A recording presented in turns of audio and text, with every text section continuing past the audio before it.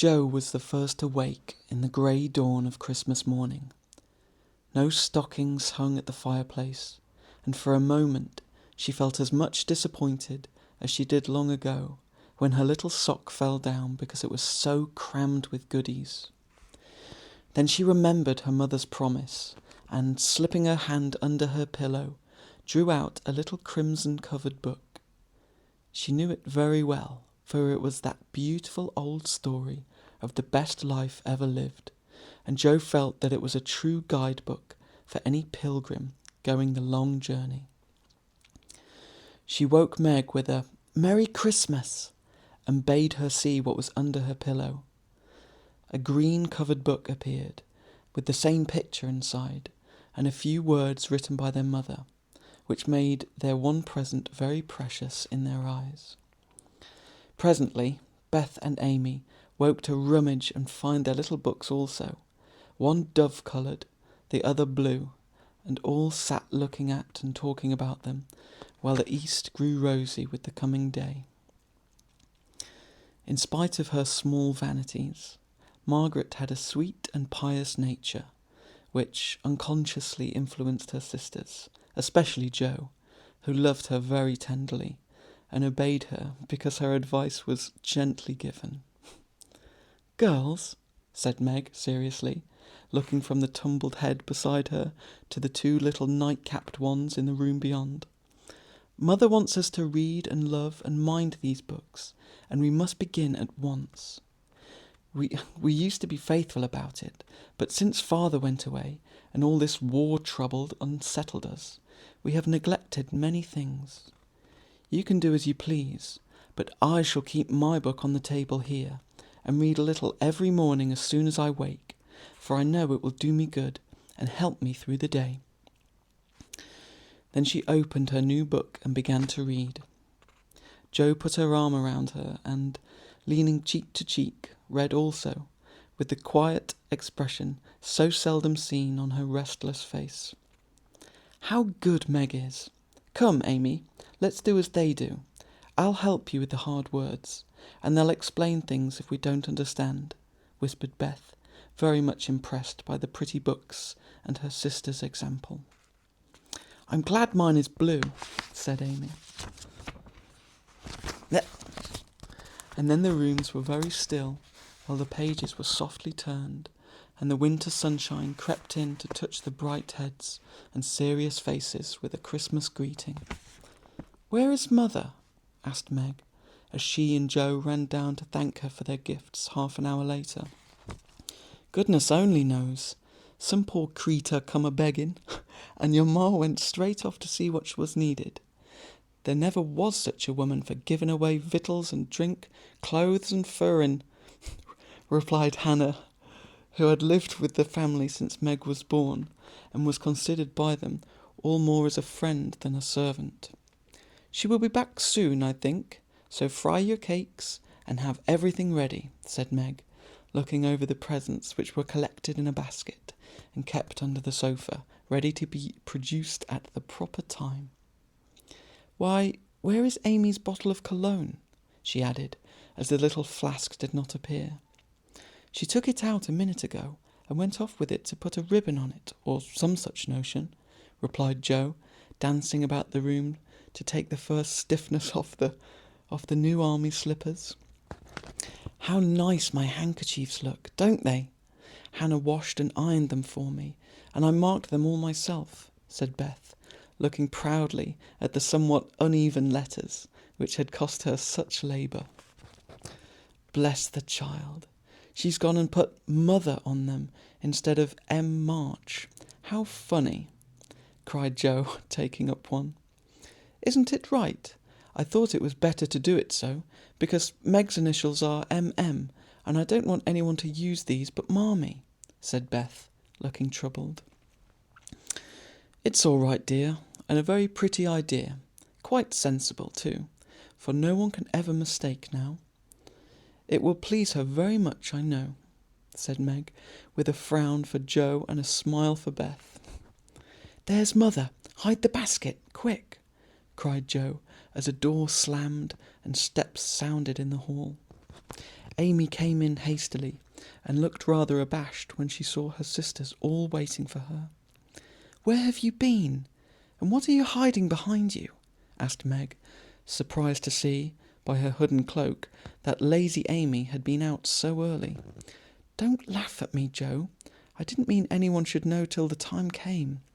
I only meant to change the little bottle for a big one, and I gave all my money to get it, and I'm truly trying not to be selfish any more." As she spoke, Amy showed the handsome flask which replaced the cheap one, and looked so earnest and humble in her little effort to forget herself that Meg hugged her on the spot, and Joe produced her a trump, while Beth ran to the window and picked her finest rose to ornament the stately bottle. "You see, I felt so ashamed of my present after reading and talking about being good this morning, so I ran round the corner and changed it the minute I was up, and I'm so glad, for mine is the handsomest now." Another bang of the street door sent the basket under the sofa, and the girls to the table, eager for breakfast. "Merry Christmas, Marmee, many of them. Thank you for our books. We read some, and mean to every day," they cried in chorus. "Merry Christmas, little daughters. I'm glad you began at once, and hope you will keep on. But I want to say one word before we sit down. Not far away from here lies a poor woman with a little newborn baby. 6 children are huddled into one bed to keep from freezing, for they have no fire. There is nothing to eat over there, and the oldest boy came to tell me they were suffering hunger and cold. My girls, will you give them your breakfast as a Christmas present?" They were all unusually hungry, having waited nearly an hour, and for a minute no one spoke. Only a minute, for Joe exclaimed impetuously, "I'm so glad you came before we began." "May I go and help carry the things to the poor little children?" asked Beth eagerly. "I shall take the cream and the muffins," added Amy, heroically giving up the articles she most liked. Meg was already covering the buckwheats and piling the bread into one big plate. "I thought you'd do it," said Mrs. March, smiling as if satisfied. "You shall all go and help me, and when we come back, we will have bread and milk for breakfast, and make it up at dinner time." They were soon ready, and the procession set out. Fortunately, it was early, and they went through the back streets, so few people saw them, and no one laughed at the queer party. A poor, bare, miserable room it was, with broken windows, no fire, ragged bedclothes, a sick mother, wailing baby, and a group of pale, hungry children cuddled under one old quilt, trying to keep warm. How big the eyes stared and the blue lips smiled as the girls went in. "Ach, mein Gott! It is good angels come to us," said the poor woman, crying for joy. "Funny angels in hoods and mittens," said Joe, and set them laughing. In a few minutes it really did seem as if kind spirits had been at work there. Hannah, who had carried wood, made a fire, and stopped up the broken panes with old hats and her own cloak. Mrs. March gave the mother tea and gruel, and comforted her with promises of help, while she dressed the little baby as tenderly as if it had been her own. The girls, meantime, spread the table, set the children round the fire, and fed them like so many hungry birds, laughing, talking, and trying to understand the funny broken English. "Das ist gut, das Engelkinder," cried the poor things as they ate and warmed their purple hands at the comfortable blaze. The girls had never been called angel children before, and thought it very agreeable, especially Jo, who had been considered a Sancho ever since she was born. That was a very happy breakfast, though they didn't get any of it, and when they went away, leaving comfort behind, I think there were not in all the city 4 merrier people than the hungry little girls who gave away their breakfasts and contented themselves with bread and milk on Christmas morning. "That's loving our neighbour better than ourselves, and I like it," said Meg, as they set out their presents while their mother was upstairs collecting clothes for the poor Hummels. Not a very splendid show, but there were a great deal of love done up in those few little bundles, and the tall vase of red roses, white chrysanthemums, and trailing vines, which stood in the middle, gave quite an elegant air to the table. "She's coming! Strike up, Beth! Open the door, Amy! 3 chairs for Marmee!"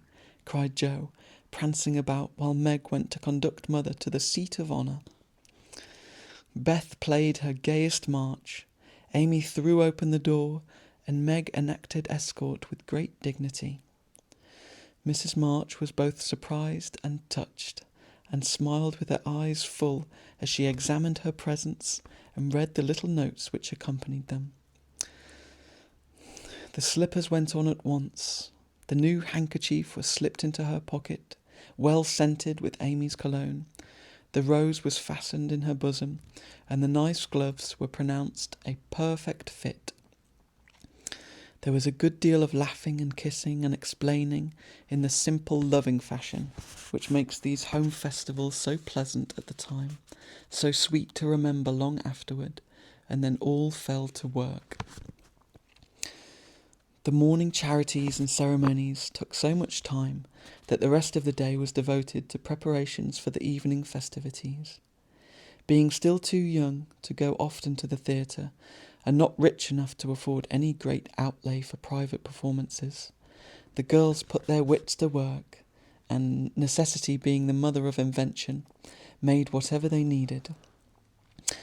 Very clever were some of their productions: pasteboard guitars, antique lamps made of old-fashioned butter boats covered with silver paper, gorgeous robes of old cotton, glittering with tin spangles from a pickle factory, and armour covered with the same useful diamond-shaped bits left in sheets when the lids of tin preserve pots were cut out.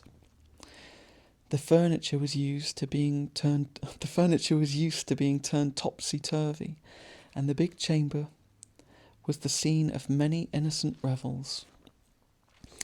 No gentlemen were admitted, so Jo played male parts to her heart's content, and took immense satisfaction in a pair of russet leather boots given her by a friend, who knew a lady who knew an actor.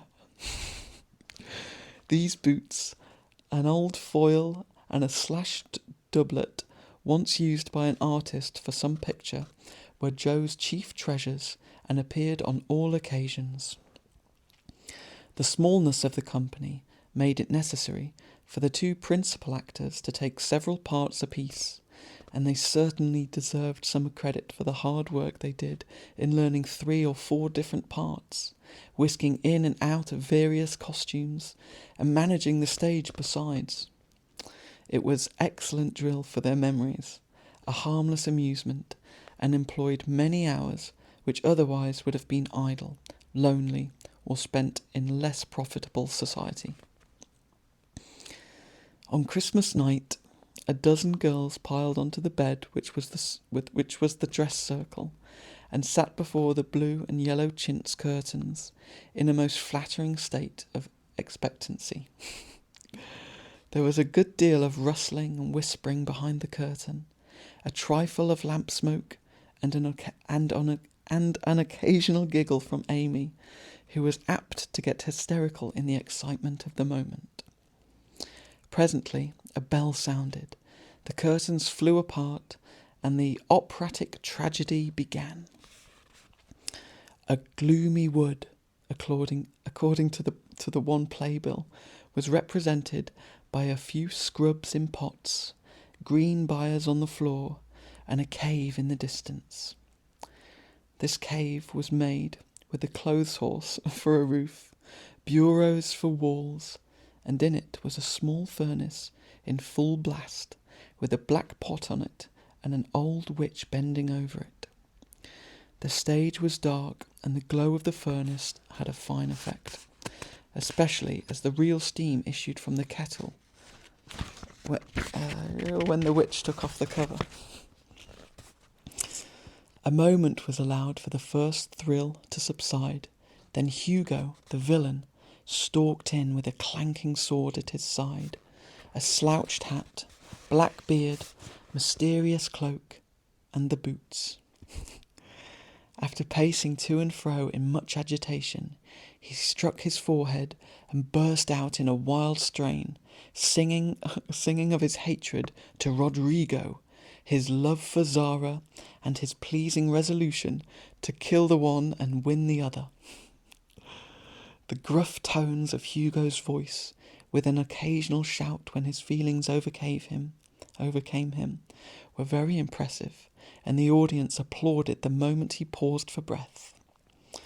Bowing with the air of one accustomed to public praise, he stole to the cavern and ordered Hagar to come forth with a commanding, "What ho, minion, I need thee." Out came Meg, with a grey horsehair hanging about her face, a red and black robe, a staff, and cabalistic signs upon her cloak. Hugo demanded a potion to make Zara adore him, and one to destroy Rodrigo. Hagar, in a fine dramatic melody, promised both, and proceeded to call up the spirit who would bring the love philtre. Philtre? Hither, hither from thy home, airy sprite, I bid thee come, born of roses, fed on dew, charms and potion canst thou brew. Bring me here, with elfin speed, the fragrant philtre which I need. Make it sweet and swift and strong. Spirit, answer now my song. A soft strain of music sounded, and then, at the back of the cave, appeared a little figure in cloudy white, with glittering wings, golden hair, and a garland of roses on its head. Waving a wand, it sang, "Hither I come from my airy home, afar in the silver moon. Take the magic spell and use it well, or its power will vanish soon." And dropping a small gilded bottle at the witch's feet, the spirit vanished. Another chant from Hagar produced another apparition, not a lovely one, for with a bang an ugly black imp appeared, and having croaked a reply, tossed a dark bottle at Hugo and disappeared with a mocking laugh. Having warbled his thanks and put the potions in his boots, Hugo departed, and Hagar informed the audience that, as he had killed a few of her friends in past times, she has cursed him and intends to thwart his plans and be revenged on him. Then the curtain fell, and the audience reposed and ate candy while discussing the merits of the play. A good deal of hammering went on before the curtain rose again, and when it became evident what a masterpiece of stage carpentry had been got up, no one murmured at the delay. It was truly superb. A tower rose to the ceiling. Halfway up appeared a window with a lamp burning at it, and behind the white curtain appeared Zara in a lovely blue and silver dress, waiting for Rodrigo. He came in gorgeous array, with plumed cap, red cloak, chestnut lovelocks, a guitar, and the boots, of course. Kneeling at the foot of the tower, he sang a serenade in melting tones. Zara replied, and, after a musical dialogue, consented to fly. Then came the grand effect of the play. Rodrigo produced a rope ladder with 5 steps on it, threw up one end, and invited Zara to descend. Timidly she crept from her lattice, put her hand on Rodrigo's shoulder, and was about to leap gracefully down when, alas for Zara, she forgot her train. It caught in the window, The tower tottered, leaned forward, fell with a crash, and buried the unhappy lovers in the ruins. A universal shriek arose from the russet boots, waved wildly from the wreck, and a golden head emerged, exclaiming, "I told you so! I told you so!" With wonderful presence of mind, Don Pedro, the cruel sire, rushed in, dragged out his daughter, with a hasty aside. "Don't laugh, act as if it was all right," and, ordering Rodrigo up, banished him from the kingdom with wrath and scorn. Though decidedly shaken by the fall of the tower upon him, Rodrigo defied the old gentleman and refused to stir. This dauntless example fired Zara, and she also defied her sire, and he ordered them both to the deepest dungeons of the castle. A stout little retainer came in with chains and led them away, looking very much frightened and evidently forgetting the speech he ought to have made.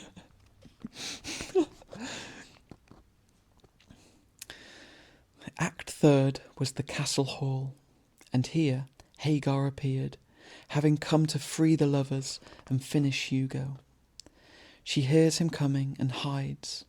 He sees him put the potions into 2 cups of wine and bid the timid little servant, "Bear them to the captives in their cells, and tell them I shall come anon." The servant takes Hugo aside to tell him something, and Hagar changes the 2 cups for 2 others which are harmless. Fernando, the minion, carries them away, and Hagar puts back the cup which holds the poison meant for Rodrigo. Hugo, getting thirsty after a long warble, drinks it, loses his wits, and after a good deal of clutching and stamping, falls flat and dies, while Hagar informs him what she has done in a song of exquisite power and melody. This was a truly thrilling scene, though some persons might have thought that the sudden tumbling down of a quantity of long hair rather marred the effect of the villain's death. He was called before the curtain, and with great propriety appeared, leading Hagar, whose singing was considered more wonderful than all the rest of the performance put together. Act fourth displayed the despairing Rodrigo on the point of stabbing himself because he had been told that Zara had deserted him. Just as the dagger is at his heart, a lovely song is sung under his window, informing him that Zara is true, but in danger, and he can save her if he will. A key is thrown in, which unlocks the door, and in a spasm of rapture he tears off his chains and rushes away to find and rescue his lady love. Act fifth opened with a stormy scene between Zara and Don Pedro. He wishes her to go into a convent, but she won't hear of it, and after a touching appeal, is about to faint when Rodrigo dashes in and demands her hand. Don Pedro refuses, because he is not rich. They shout and gesticulate tremendously, but cannot agree, and Rodrigo is about to bear away the exhausted Zara, when the timid servant enters with a letter and a bag from Hagar, who has mysteriously disappeared. The latter informs the party that she bequeaths untold wealth to the young pair, and an awful doom to Don Pedro if he doesn't make them happy. The bag is opened, and several quarts of tin money shower down upon the stage till it is quite glorified with the glitter. This entirely softens the stern sire. He consents without a murmur, and join in a joyful chorus, and the curtain falls upon the lovers kneeling to receive Don Pedro's blessing in attitudes of the most romantic grace.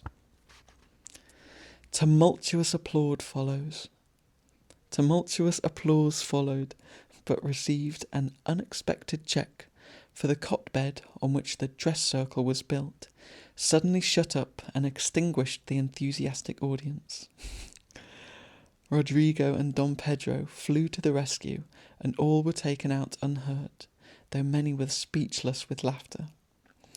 The excitement had hardly subsided when Hannah appeared, with Mrs. March's compliments, and would the ladies walk down to supper. This was a surprise even to the actors, and when they saw the table, they looked at one another in rapturous amazement. It was like Marmee to get up a little treat for them, but anything so fine as this was unheard of since the departed days of plenty. There was ice cream, actually 2 dishes of it, pink and white, and cake and fruit and distracting French bonbons, and in the middle of the table 4 great bouquets of hothouse flowers. It quite took their breath away, and they stared first at the table and then at their mother, who looked as if she enjoyed it immensely. "Is it fairies?" asked Amy. "It's Santa Claus," said Beth. "Mother did it," and Meg smiled her sweetest, in spite of her grey beard and white eyebrows. Aunt March had a good fit and sent the supper, cried Joe, with a sudden inspiration. "All wrong. Old Mr. Lawrence sent it," replied Mrs. March. "The Lawrence boy's grandfather? What in the world put such a thing into his head? We don't know him," exclaimed Meg. "Hannah told one of his servants about your breakfast party. He is an odd old gentleman, but that pleased him. He knew my father years ago, and he sent me a polite note this afternoon, saying he hoped I would allow him to express his friendly feeling toward my children by sending them a few trifles in honour of the day. I could not refuse, and so you have a little feast at night to make up for the bread and milk breakfast." "That boy put it into his head. I know he did. He's a capital fellow, and I wish we would get acquainted. He looks as if he'd like to know us, but he's bashful, and Meg is so prim he won't let me speak to him when we pass," said Joe, as the plates went round and the ice began to melt out of sight with ohs and ahs of satisfaction. "You mean the people who live in the big house next door, don't you?" asked one of the girls. "My mother knows old Mr. Lawrence, but says he's very proud and doesn't like to mix with his neighbours. He keeps his grandson shut up when he isn't riding or walking with his tutor, and makes him study very hard. We invited him to our party, but he didn't come. Mother says he's very nice, though he never speaks to us girls. Our cat ran away once, and he brought it back, and we talked over the fence, and were getting on capitally, all about cricket and so on, when he saw Meg coming and walked off. I mean to know him some day, for he needs fun. I'm sure he does," said Joe decidedly. "I like his manners, and he looks like a little gentleman, so I've no objection to your knowing him, if a proper opportunity comes. He brought the flowers himself, and I should have asked him in, if I had been sure what was going on upstairs. He looked so wistful as he went away, hearing the frolic and evidently having none of his own." "It's a mercy you didn't, Mother," laughed Joe, looking at her boots. "But we'll have another place sometime that he can see. Perhaps he'll help act. Wouldn't that be jolly? I never had such a fine bouquet before. How pretty it is!" And Meg examined her flowers with great interest. "They are lovely, but Beth's roses are sweeter to me," said Mrs. March, smelling the half-dead posy in her belt. Beth nestled up to her and whispered softly, "I wish I could send my bunch to Father. I'm afraid he isn't having such a merry Christmas as we are."